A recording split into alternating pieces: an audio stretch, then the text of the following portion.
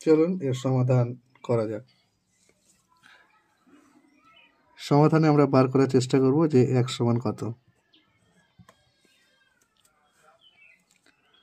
তো সাধারণভাবে যেভাবে সমাধান করে সেইভাবে যদি আমরা সমাধান করি তাহলে কি দাঁড়াবে, x/2 আর এটা x/1 ধরে নিচ্ছি।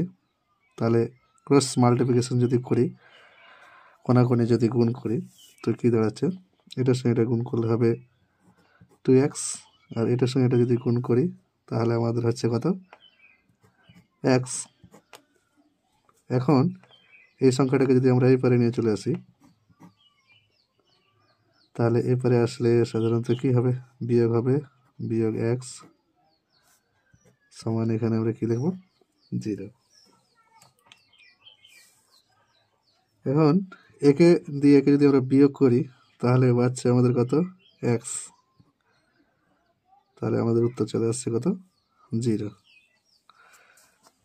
তাহলে এখানে আমাদের উত্তর হয়ে যাচ্ছে কত, 0।